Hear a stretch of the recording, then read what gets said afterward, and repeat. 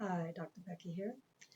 In a previous video, we talked about the stress response and how we experience that in terms of emotions and behaviors and our thoughts and how we think and also physically.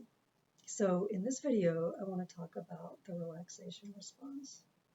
Now, this is a term coined by Dr. Herbert Benson, who is a cardiologist. And in the 1970s, he wanted to figure out some behavioral ways to help his cardiac patients.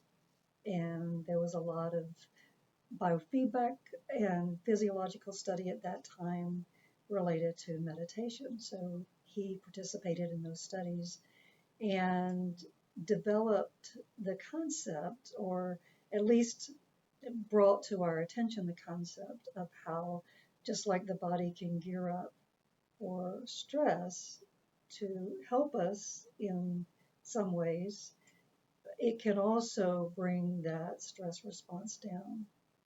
And so, one way of looking at the relaxation response is it's a reduction in the arousal of the sympathetic nervous system that gets geared up, that adrenaline and muscle tension and tightness and all those things that come with the physiological stress response.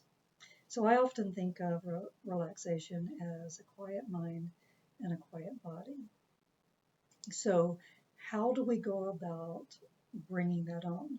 Because if we can affect one aspect of our stress response, we can affect all the others. So for example, if we can bring some of that adrenaline down, that muscle tension and tightness down, quiet the body, it's also going to help us emotionally, cognitively, behaviorally, and such.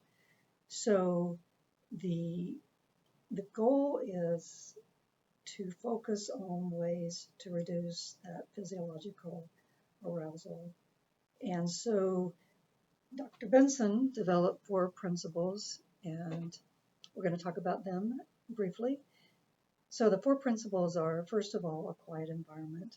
It really helps when we're thinking about quieting the mind, especially to have a quiet environment. The second is a comfortable position. It's obviously easier for the muscles to relax when they're not having to work quite so hard. So getting in a position, the kind of prototypical position is in a lazy boy where the chair is doing the work of holding you up. So these are things that are nice, but the necessary elements are a focus of attention that's neutral or pleasant and repetitive, and an allowing attitude. So the aspect of a focus of attention is helping quiet the mind. So you're telling the mind, and it's a gentle telling, but you're telling the mind to narrow the focus. Now this is narrowing the focus for a period of time so that you can help quiet the mind. And you want that focus to be neutral or pleasant, and that just makes sense of why that might help. And repetitive is the idea of that we're not engaging a lot of energy in thinking. We're gently letting go of all of the obsessiveness and worry and those kinds of things, and bringing our attention to something that is in some ways kind of boring. So we'll talk in other videos about what that focus of attention might be. It can be really a lot of different things, but the principle is something that is neutral and pleasant and repetitive. The allowing attitude is the idea that relaxation is something we put ourselves in a position for it to happen, but we can't make it happen. Control can be a really helpful thing in managing our stress, but the relaxation response is not something that we can control. Again, we can do things that will put ourselves in a position to allow it to happen, but we can't force it to happen. And any of you who have had trouble sleeping have experienced this with sleep, and that is the more you try to make it happen, the further away it gets. We put ourselves in a position to fall asleep, and then we allow the body to do what it needs to do. And that's the same for relaxation.